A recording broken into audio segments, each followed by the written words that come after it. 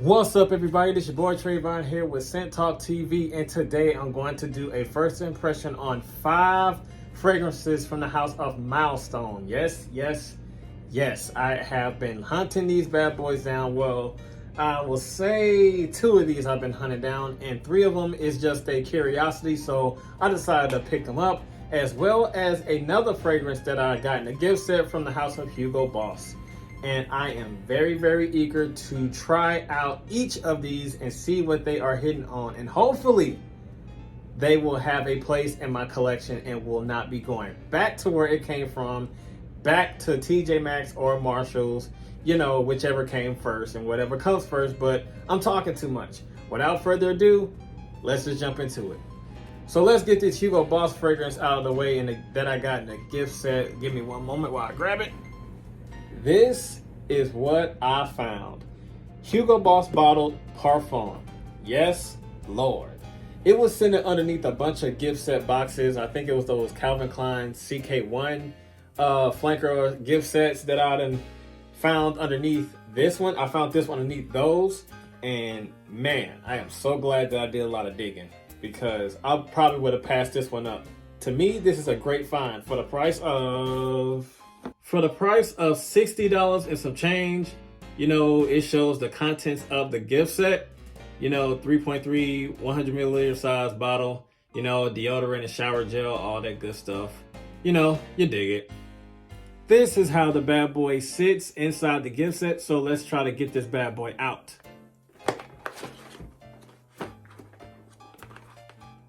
This thing is not coming out. Atomizer is decent. Oh my goodness. Woo! My goodness. This is hitting.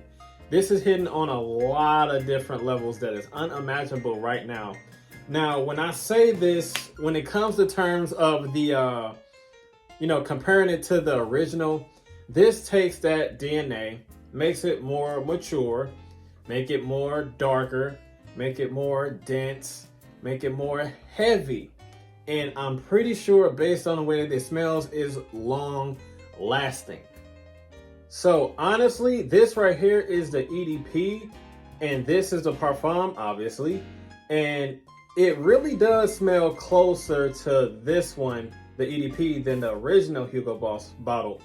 But if you want me to compare this one to this one, well, this one to this one is like, the parfum is a more darker, more heavy version of this one. Still staying true to the DNA of this one, but it's a little bit more added to it, a little bit more character, a little bit more maturity, and also a little bit more appeal as well.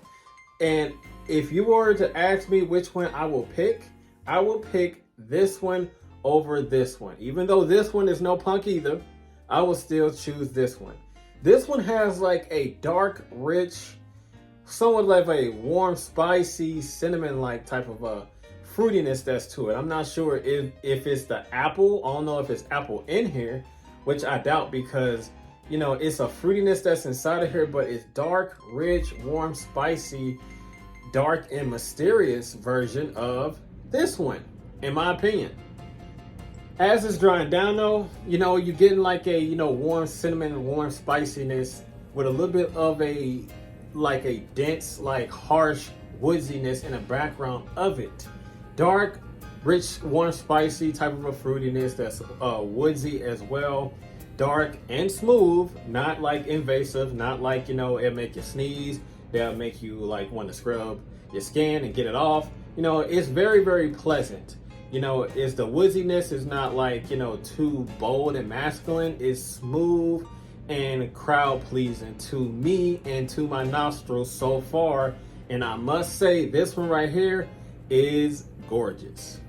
If you can find this in a gift set for the same price or less, I really do believe that this is a great pickup and a steal for the price that what I got it for. Man, if you see it, don't hesitate, man. I love this. Okay, so moving right along, let's go ahead and get these milestones out the way. We're gonna start off with this first, and it is an obvious dupe of Bogart Rouge 540 Extrait de Parfum. And this is from the House of Milestone, Bogart Rouge 560 from the wonderful House of Milestone. Yes, it is definitely copping the same coloration of the bottle and the gold cap. So let's just jump into it and see if it smells close to it of the original. Now this fragrance ran me $20 and some change.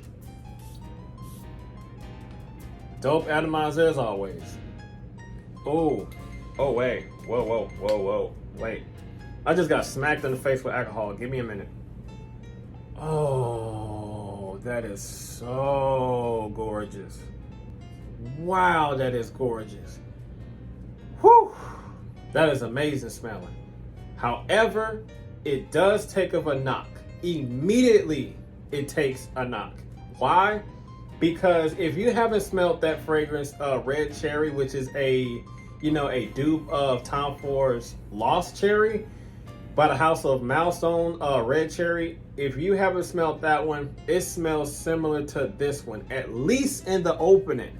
And I'm gonna give it some time to dry down. And if it smells similar to that Red Cherry, this is a redundant purchase. So I would not recommend, if it smells like Red Cherry, to buy this one if you already have that one. So give me a minute. I gave it a little bit of time to dry down. Now, what I said earlier, it does smell similar to Red Cherry, but it does go a little bit out of its way in doing something else. Now, that Red Cherry Milestone Lost Cherry Tom Ford dupe, that one is more of a red cherry, milky almondy type of a smell. This one has the similar profile, the same scent profile, but it's a little bit more heavy and a little bit more dense and stronger within that scent profile, but it's straying away doing its own thing just a little bit. The fruity dark berryness that I get in the opening is very, very strong. Does it smell like the original MFK Baccarat Rouge 540 Extrait? I would say not entirely. I would say this is like 50% close to the original. Not entirely close, but it's a great attempt. This is more of a dark berry, fruity, warm, vanilla, smooth, rich type of a bubblegummy type of a fragrance that this is. And it smells fantastic, smells awesome. Now the performance, the projection so far is doing this thing.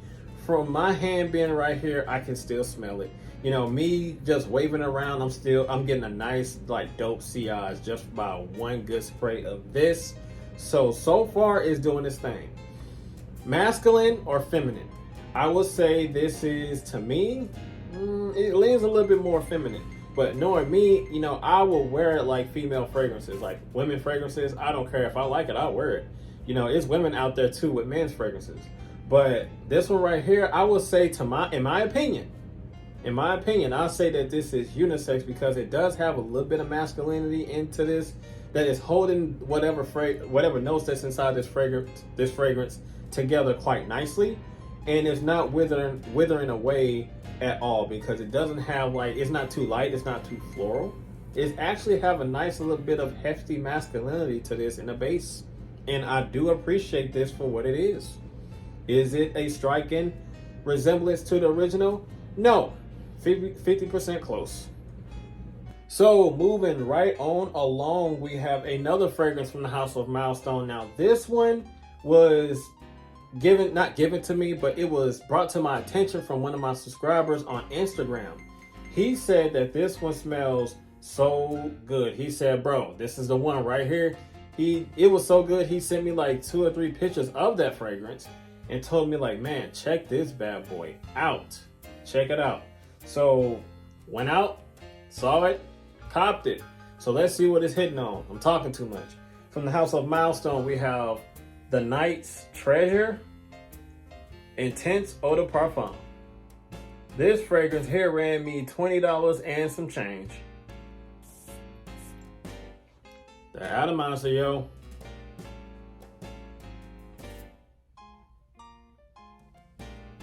Well, ladies and gentlemen, I love Milestone. These are the type of fragrances that makes me just shout out the crap out of Milestone for how dope they are in terms of these fragrances, man. This one right here has got to be at least in one of their top 10s. Now, this one right here is most definitely a unisex fragrance. It's not too feminine and it's not too masculine. It's like a clear cut between the two for men and women. The opening is spectacular. No alcohol blast or anywhere at all. This fragrance here has a very, very familiar note of a fruity note. I think it's grapefruit mixed in so dopely with some masculine notes and a little bit of feminine florals as well. I do not know what the exact precise notes that's inside of here. I can only tell you by first impression on what it smells like, but up top, I get a nice, appealing, elegant grapefruit note that is not bold, that is not aggressive, that is not too noticeable, but it's there and it's quiet, it's chill and mellow. Oh, wow.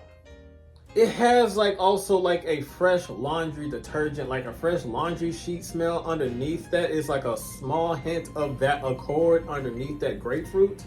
Has some earthy woodsiness to it as well that is mellow on top of underneath all that, white floral grapefruitiness. This is dope. And as it says in its name, treasure. It is treasure. I'm speechless. This is treasure. Most definitely in this bottle. For $20, you cannot go wrong with how dope this smells. This is fantastic, man. So far out of this haul, this is, man. Let's just go to the next one because I will be all night talking about this. You already get the drift. You already get the memo of this. Get it. Just get it, man. Just get it. So moving right along, we have another one from the house of Milestone. Now this one here I done passed up last summer and regretted it because did a couple digging and seeing what people thought about it, and I seen some reviews on saying how great it is, on these Middle Eastern type of websites where they do reviews about the fragrances underneath the the picture of the fragrance. But I digress. I was trying to look for this bad boy for a while and I finally got my hands on it. So from the house of Milestone, we have Forever Paradise. There you go. Here is the gorgeous looking bottle. This looks very, very nice. So let's just jump into it. This fragrance here ran me $17 and some change, and it's also an EDP concentration.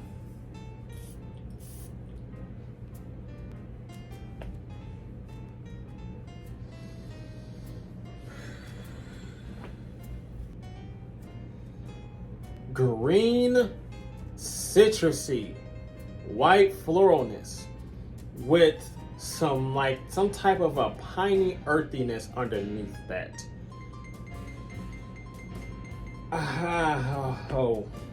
Clean, fresh, citrusy, green, earthy, floral, masculine floralness that you get from, let me put the cap back on, from Forever Paradise. Women can pull this off and men can pull this off. If it's too feminine for your liking, you don't have to wear it. It's not your cup of tea. But for me, this is. It shares a great amount of masculinity underneath that citrusy, also fruity, green, white floralness, with a little hint of earthiness underneath that, which gives this a beautiful, beautiful opening. As it's drying down, you get more of that bright green citrusness with that floralness accompanying that masculinity of that, some type of that green pininess. But it's more so white floral green citruses.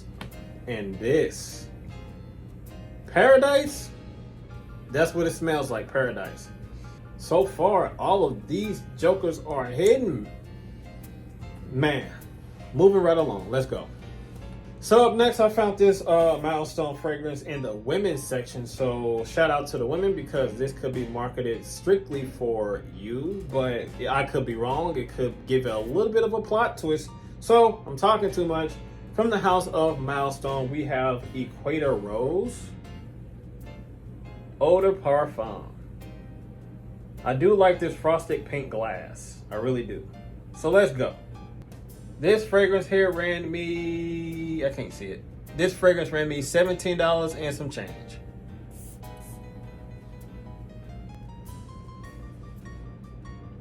Wait a minute.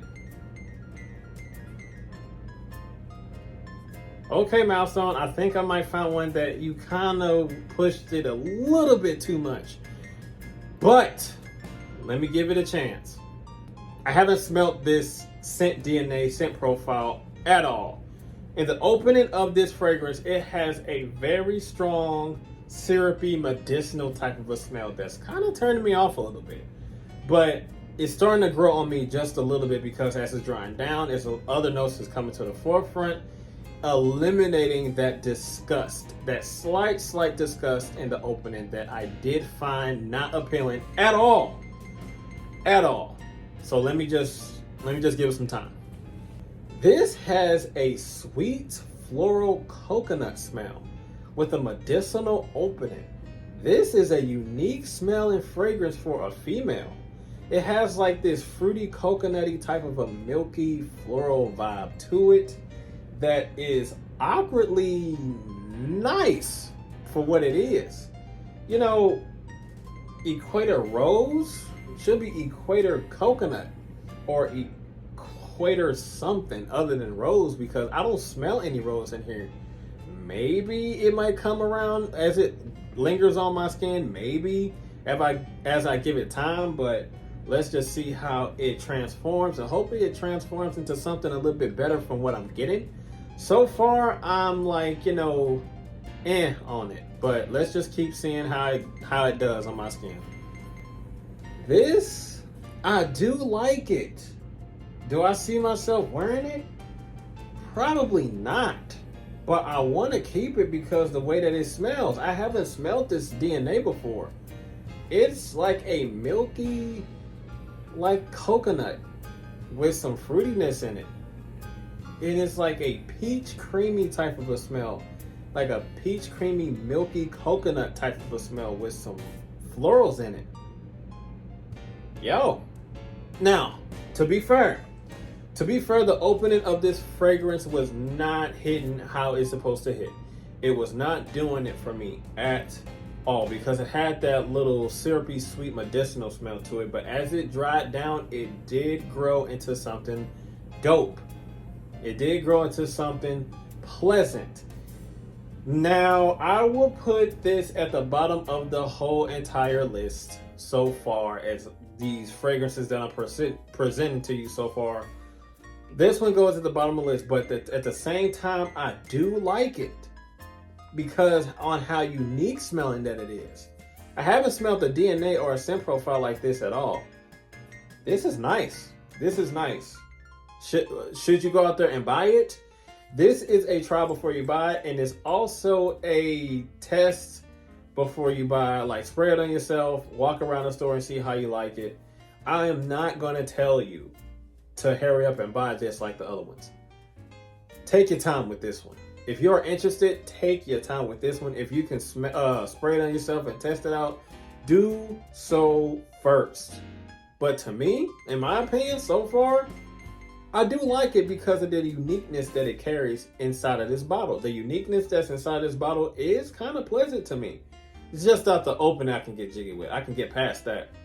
But because it doesn't really linger and last long on my skin as far as the opening goes. But through and through, this fragrance right here, for the uniqueness, even though I don't get any rolls yet, I do like this a lot. So as it completely dried down on my skin, I'm getting this warm bubblegummy type of a smell with a little bit of florals with that milky peach creaminess, as well as that coconutty milkiness that I get from it. This here is unique. Is it marketed towards men? No, it isn't.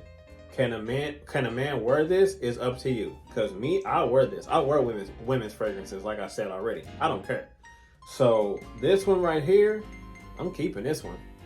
I would. It was funny because in the beginning, I was like, no.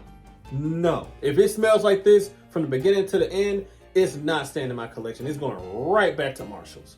But I gave it some time, and it did transform into something so wearable. So there's that for this one. I do like this. Try before you buy. Try before you buy. Okay, the final one from the House of Milestone, we have Intimate Rogue or Rouge, however you want to pronounce it. You know, same style bottle as the other square bottles that I already presented of this same type of a bottle. So yeah, let's jump into it. Oh, if I didn't say it, the concentration is the EDP concentration as well. This fragrance ran me $20 and some change.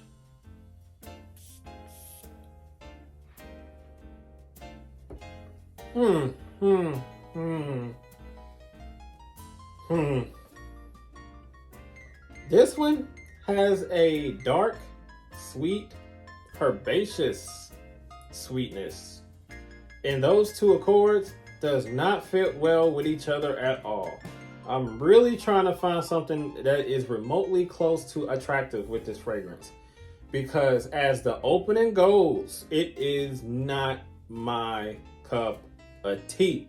Because I get this, I don't know if it's like a dry sweetness. I don't know if it's tonka bean or cardamom that is mixed in with some type of a green milkiness. Green milky, not so much of a green milkiness. It's like, it's warm, sweet, milky, dry, sweet cardamom that I'm getting out of here.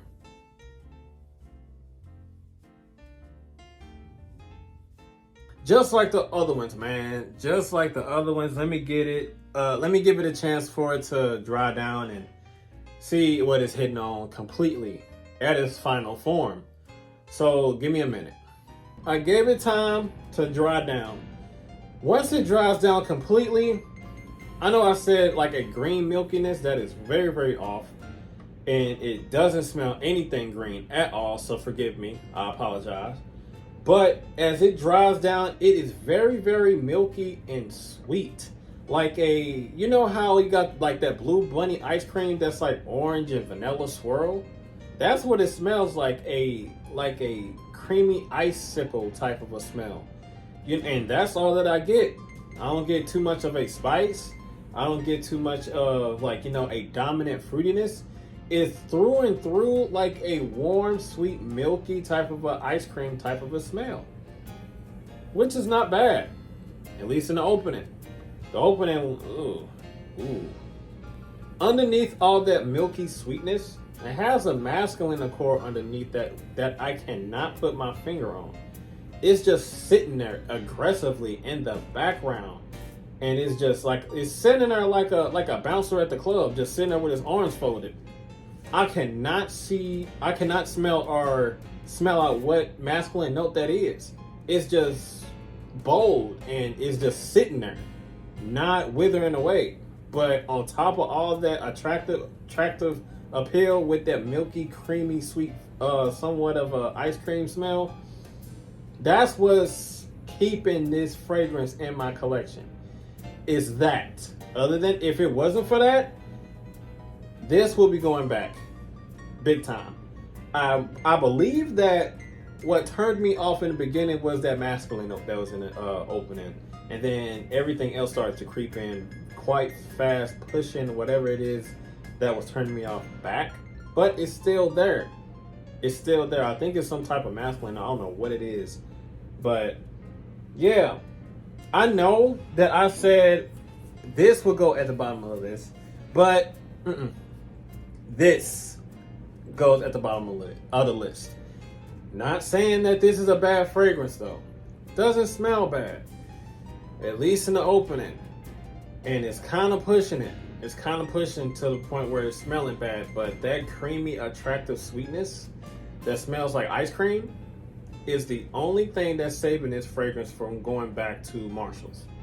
That's the only thing. Other than that, this bad boy will be, with the receipt, back to Marshall's.